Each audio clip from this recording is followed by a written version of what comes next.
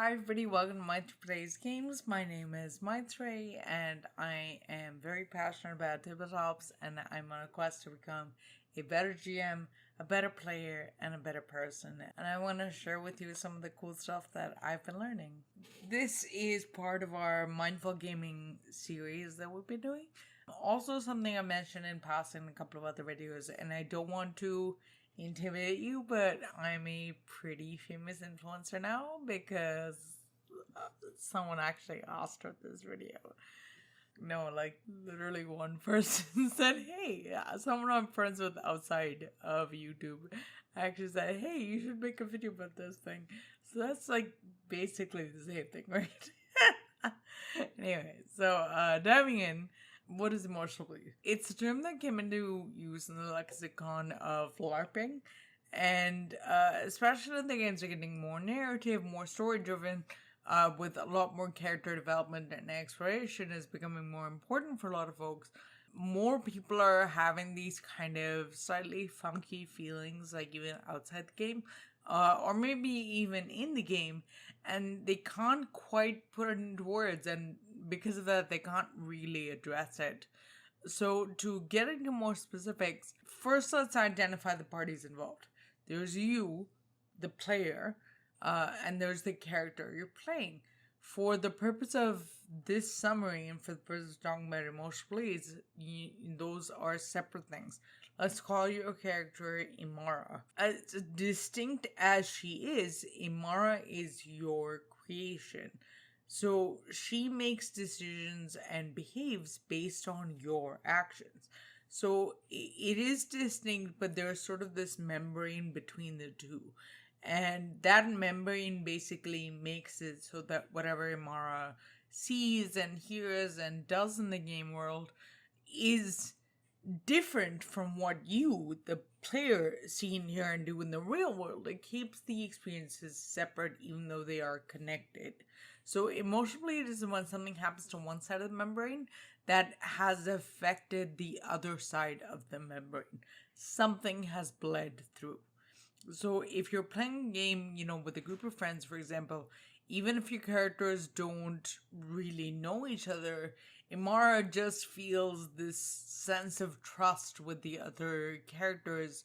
That's experiencing bleed from your player to your character because you trust these people, the players in real life, because they're your friends. On the other hand, if you're playing a game and some kind of tragedy befalls Imara, she fails to protect someone important, that sadness affects Imara profoundly, and you, the player, still feel sad after the game is over. You are experiencing bleed from the character to the player. So emotional bleed is basically anything that crosses that membrane. It can be a wide variety of things, with different sort of severity and impact. Some things, most things really, you can kind of just blow past, but there are a couple things that need a little bit more than anyone's expecting, and that's really what we're going to be talking about here today. An important part to remember is that bleed is neither inherently good or bad. It just is. In fact, some people sort of seek it out because they feel like what can come out of that emotional investment is really satisfying for them. Also, it's not a binary. It's not like, yes or no, there's bleed, there's not bleed. Like, there's like a spectrum, and there's a spectrum of things that you can feel emotional bleed on. Like, there are some things that might not affect you at all, but have a profound effect on someone else.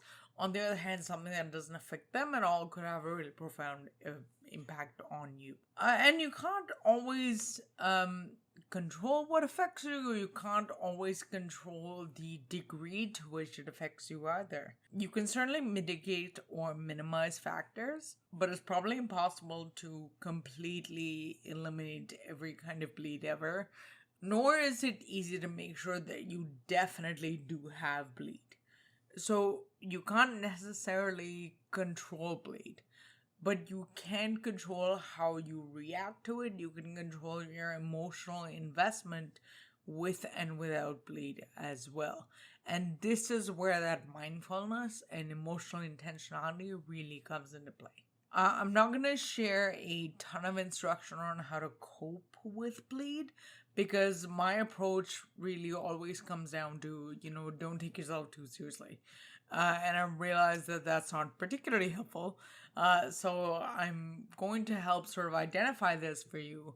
But you will need to do your own reflection on what's a good way to manage those feelings for yourself. As you heard me say before, and probably a little bit sick of at this point, problem well stated is problem half solved. So let's do our best to state the problem. There are obviously some other areas involved, but I want to talk about 3 specific and probably most common areas that I've learned about and seen and experienced bleed in. Number 1, competition. So I'm a very competitive person in real life. But when it comes to tabletops, for some reason, I don't really register that kind of play. But a lot of folks are opposite. They're super chill in real life, but when it comes to games, they get real, thing about winning.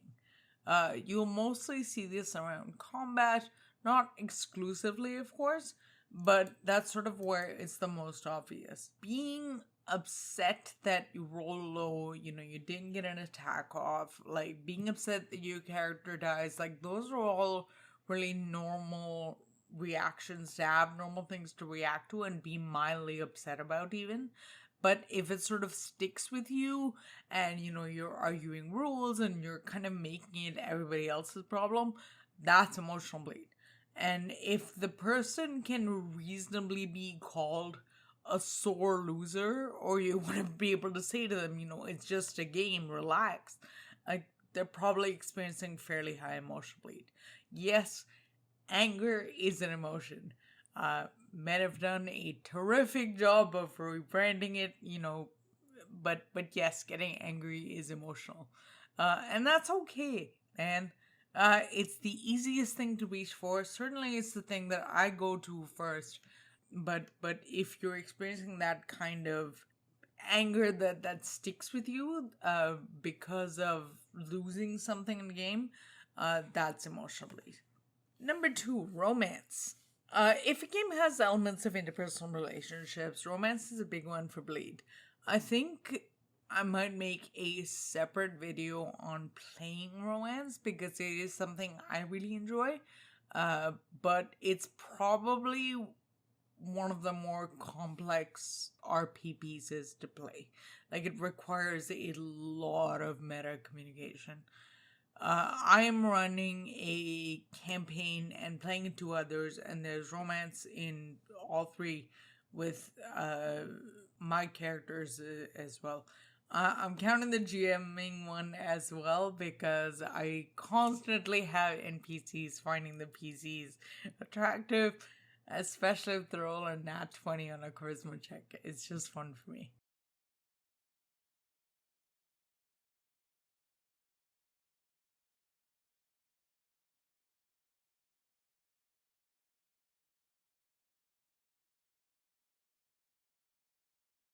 So emotional bleed can happen when there's actual interpersonal boundaries between players that are weak.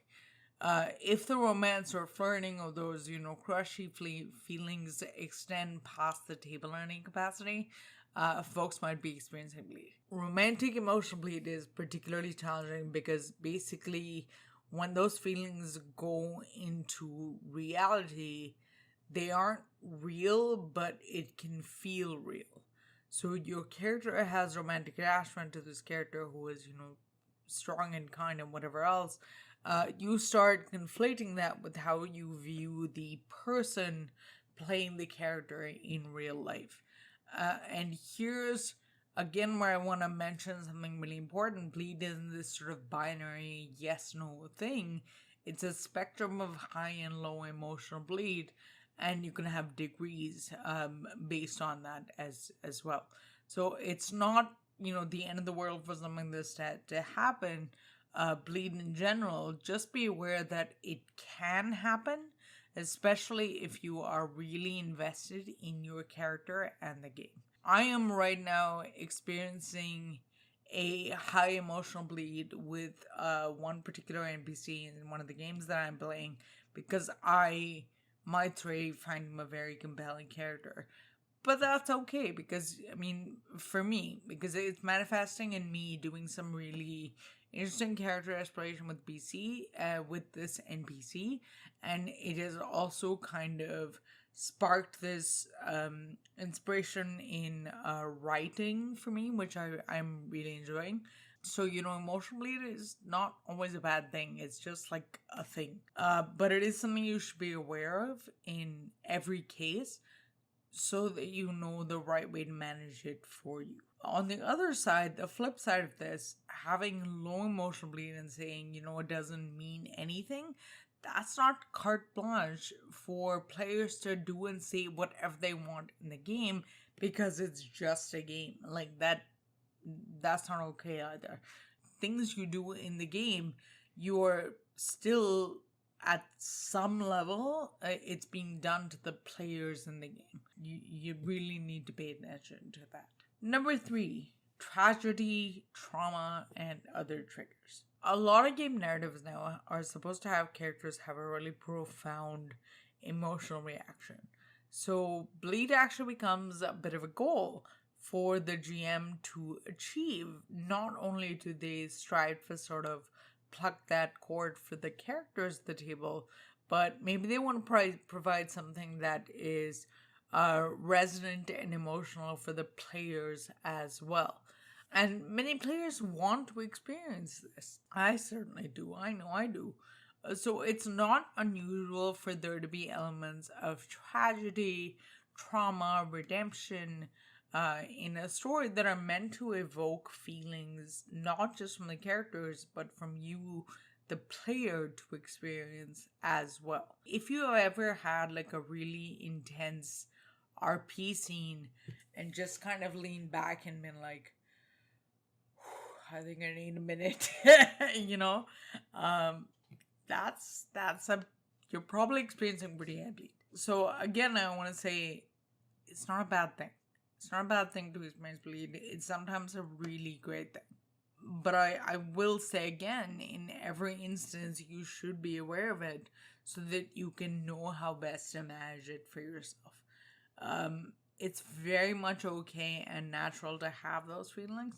Desirable even sometimes, as we've discussed. But when it starts affecting your behaviors outside the game, that's when it becomes a real problem. On the other hand, it is completely okay to not experience bleed as well. If there is someone at your table who was able to experience the game fully, but what happens to the table and to your character does not really impact you as the game, that is not only fine, but completely appropriate. You're not lacking anything just because you don't experience bleed. And you aren't weak for experiencing bleed. They're just two different ways of engaging with the game. You will probably find again that certain things have a higher bleed for you than others. Maybe the trauma triggers impact you really profoundly, but the competition ones don't. Essentially, what isn't bleed, and what causes it changes on a case by case basis, and again, that's totally appropriate.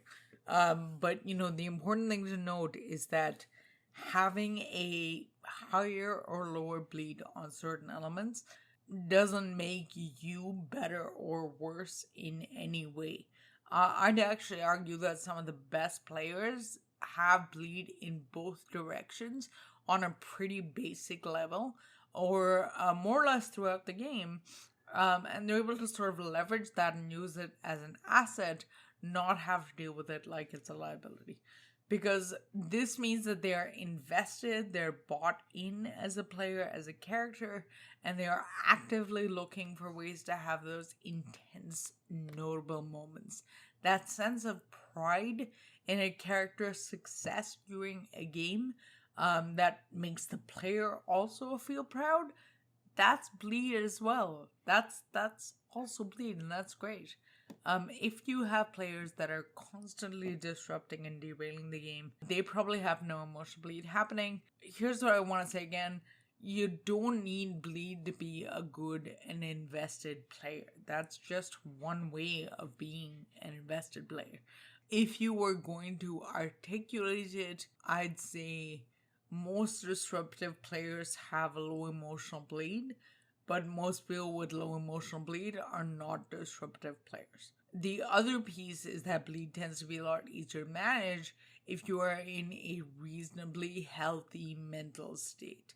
Having any mental stressors like illnesses, or if you're dealing with burnout, if you're going through like something really heavy in your life, they make your feelings generally much bigger and harder to be intentional around, and dealing with bleed becomes really much more difficult. And that's when it starts feeling like maybe not a great thing, because it starts affecting your behaviors outside of the game. So to wrap up on the point of emotional intentionality, I know I said I wasn't going to give a lot of instruction on how to deal with emotional bleed, and through this video I think you've probably been able to see that at least part of it is because I don't really think of bleed as something negative so much. I think it can be, but I don't think it inherently is.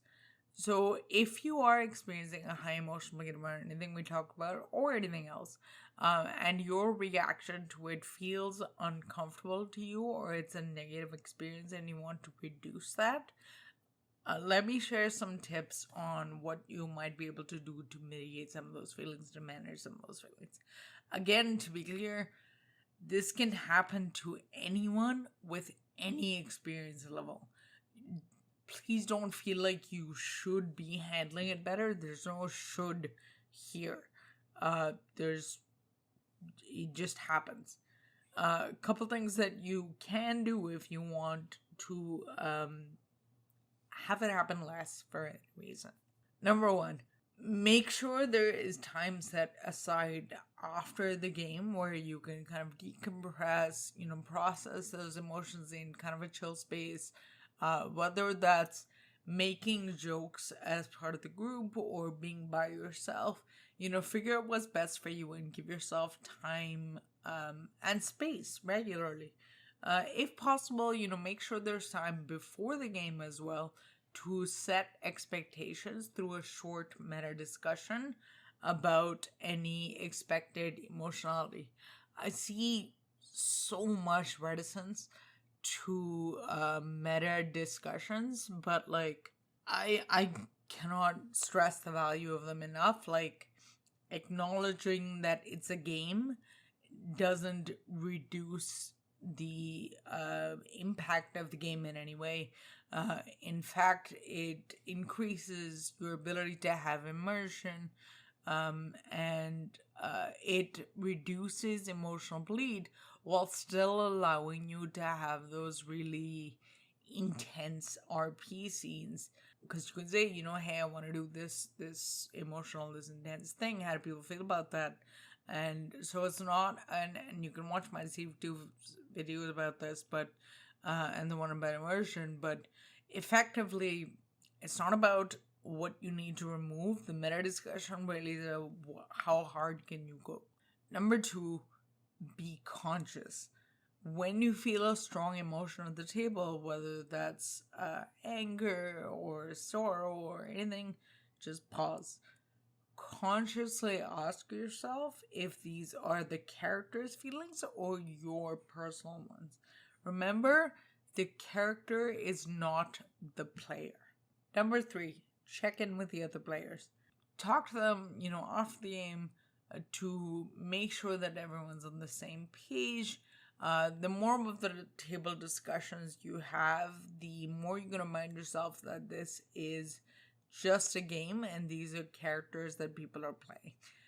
It'll also allow other folks to work through any high bleed they might be experiencing that are negative to them in any capacity. So frequent check-ins. Number four, explore your feelings. Especially if the bleed you're experiencing is because of another character's actions towards you, think about how you feel about the player behind the character. Identifying and acknowledging your feelings is the first step to figuring out what you need to do about them, if anything. So that's all I have to share today. I'll link a few articles in the description box for folks to check out if you want to do more reading on the subject. If you like this discussion but you don't like notifications or subscriptions, I do have a backlog of stuff you can check out. I also put out stuff on Wednesdays and the occasional Saturdays. I've also started having an audio-only podcast format, if that's better for folks. I like if the YouTube app is not great for you or anything like that, I'll put that link in the description as well. Otherwise, thanks so much for hanging out. Come see me again soon. Bye.